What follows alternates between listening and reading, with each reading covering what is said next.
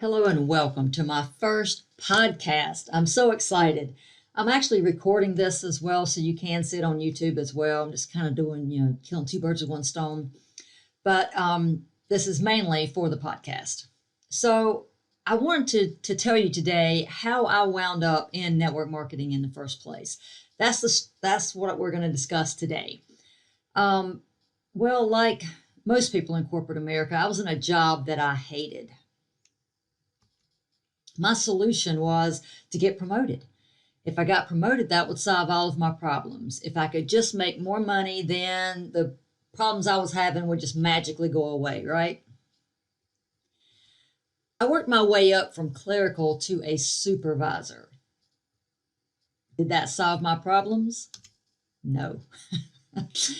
No, it still did not solve my problems. Actually, with more money came more responsibility and more being trapped, actually.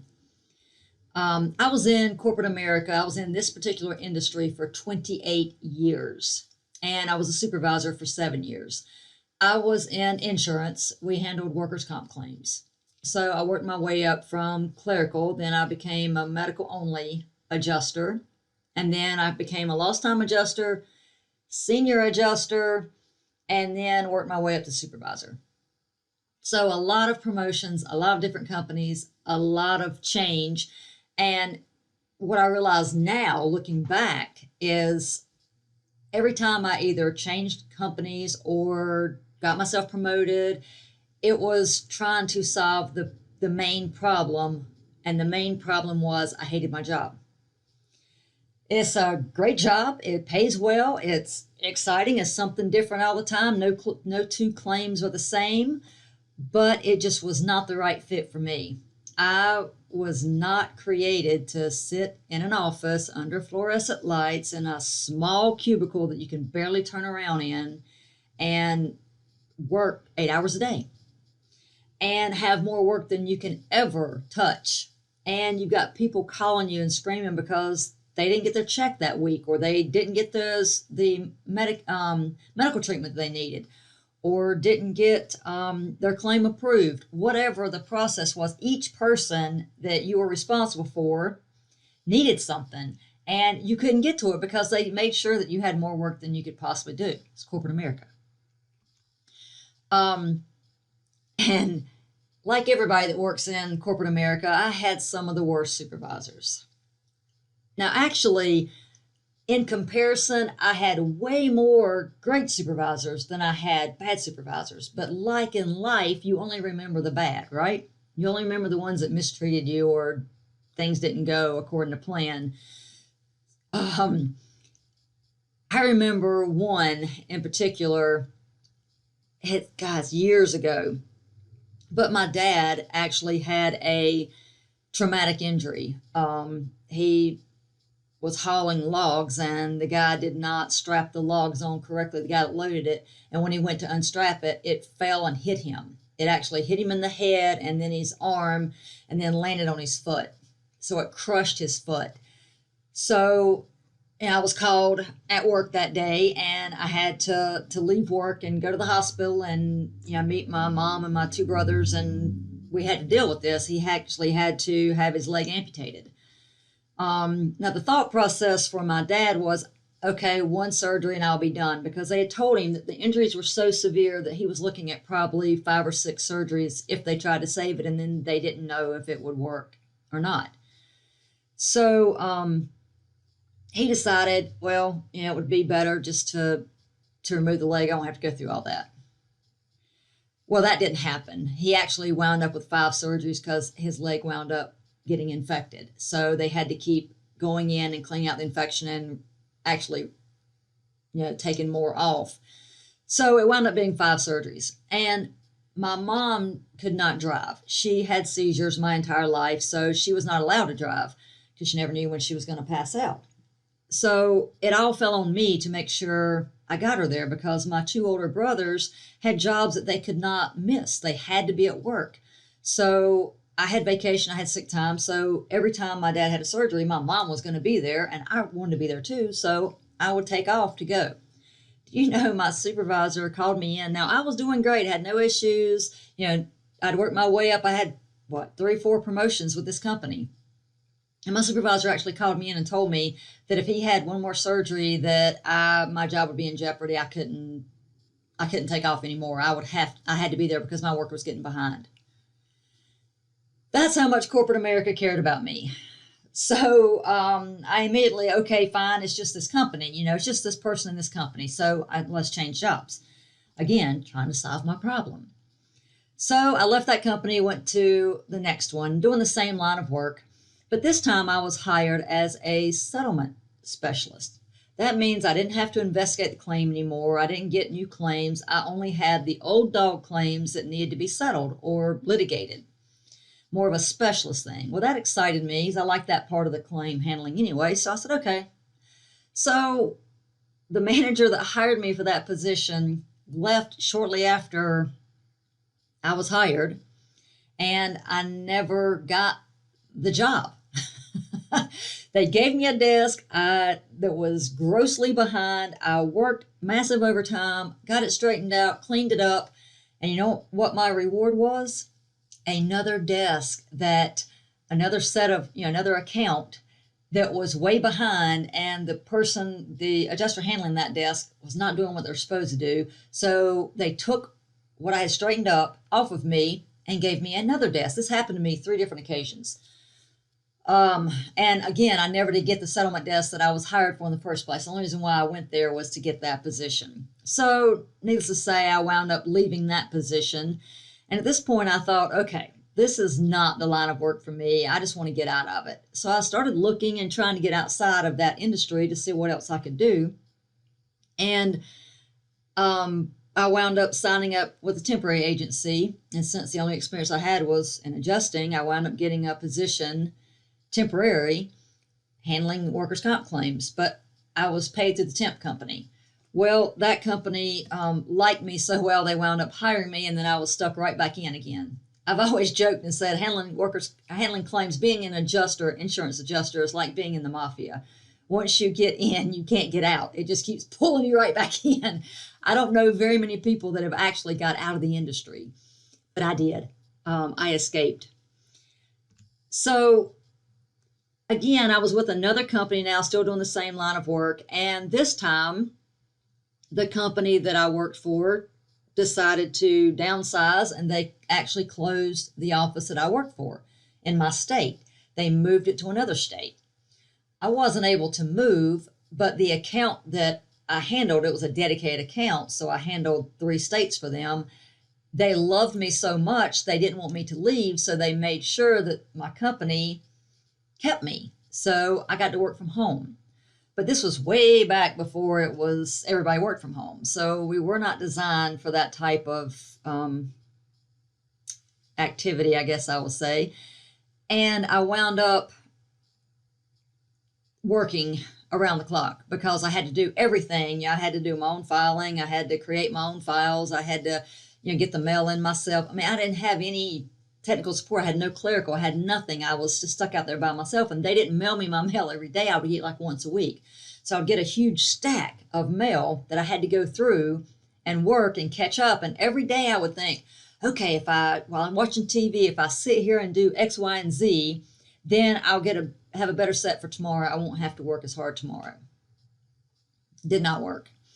So I wound up leaving that company and going to another one, mainly because the company didn't like the idea that that huge account, their namesake, stayed in my state. They wanted it where the company had moved. So they did everything in their power to make sure I failed.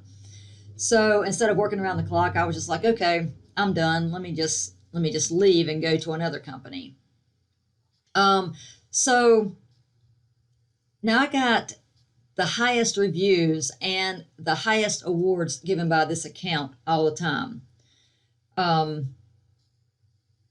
But they made it impossible for me to succeed. So I did leave on a high note. I mean, I just left on my own accord. I didn't leave because I had to go. So then I worked my way up, fast forward, to a supervisor. But again, with more power comes more responsibility. And now I'm responsible for 6 to 8 different people, 6 to 8 different personalities, 6 to 8 different work ethics. And I'm responsible for making sure everything got done. And actually, I had one person on my team that had been through every supervisor at this company and had the same result with every supervisor. And it had been recommended numerous times that, look, we just need to cut ties, but it never did happen. And this was a great person. This was a great adjuster, but had ups and downs to the point that issues would arise. So I was actually called in and told that if I did not correct the issues with this person, I would be written up and my job would be on the line. Now, how is that for being fair? I'm doing my job. I'm telling this person what they need to do. I'm giving them all the tools they need. I'm giving them all the education they need. I'm doing everything I can do to help this person outside of doing the job for them. And then I'm being told that I'm going to be the one written up. So again, corporate America is just not for me. All of this left me feeling stressed, frustrated, and weak. Honestly, I felt like a failure. And that was the worst part for my personality. I'm very competitive. I grew up playing sports. I'm very much a tomboy. I played softball, basketball. I did volleyball a couple years. Junior high, I ran track. I was always doing whatever type of sport I could do. And I loved it. That's just who I was, very competitive.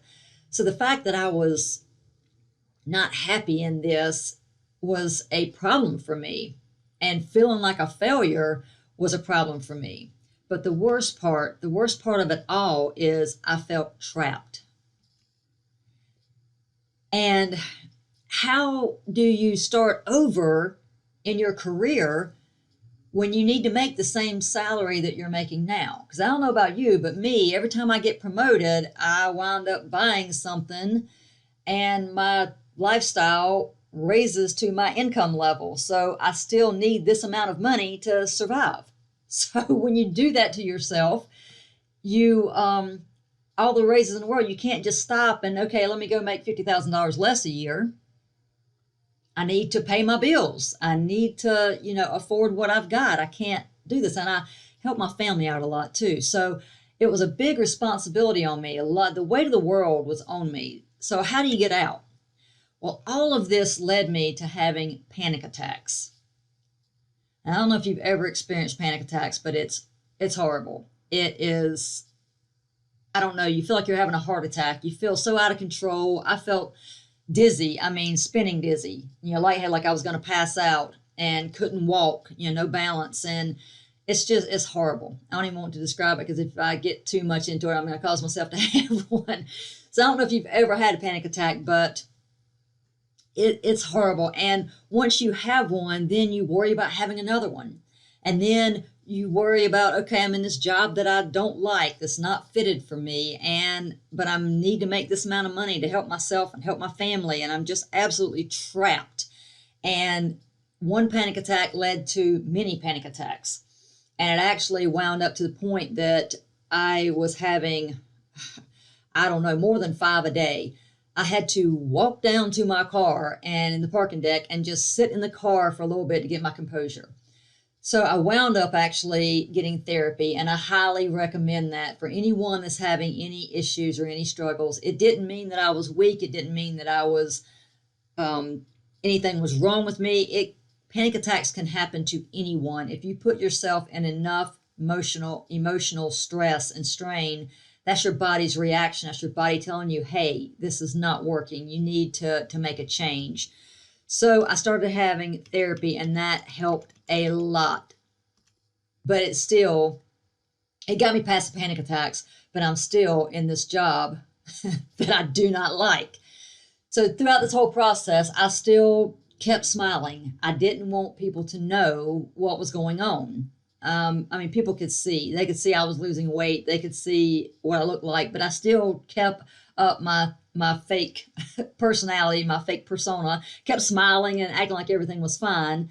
There was something about being an athlete. I don't know. This is what happened to me anyway. It made me think that I could not show that I wasn't successful. or I couldn't show that I wasn't in control and I wasn't strong. There was something about it. It's like, I don't know. Coaches teach you to play through the pain. We need you on the field. We need you on the court. You got to keep showing up and doing whatever it is you were doing to help the team. So, I found myself in this job that I didn't like, but I didn't know how to get out of it. I accepted that this was just how it was. This was just all it is, and how my life was going to be, which was another sad state for me. And I also wanted to make my family proud. I didn't want to admit that I couldn't do this, and well, I could do it because I was successful. I wouldn't have been promoted. But you can be successful and still living the wrong life. You need to again, you need to focus on what makes you happy, and it was not that job. It gave me the money that I needed to do a lot of great things, but it did not make me happy. And there's more to life than just money. And again, I wanted to make my family proud also. So I am actually going to stop here on this cliffhanger, leaving you wondering what happened next, because I want you to listen tomorrow. And I'm actually it's going to take 3 episodes for me to tell you the full story about how I wound up in network marketing. So this is a good place to stop. We've been going over, 15, 16 minutes. So I want to end it here, and tomorrow we'll pick back up and I'll tell you some more of the story. But I want to make it in, like I said, it's going to be 3 episodes, because if not, 1 episode was going to be way too long for you to listen. I wanted to keep them under 20 minutes at least. So I'm getting close to that now. So it's a good time to stop. So come back tomorrow and hear the next part of my journey. Thanks a lot.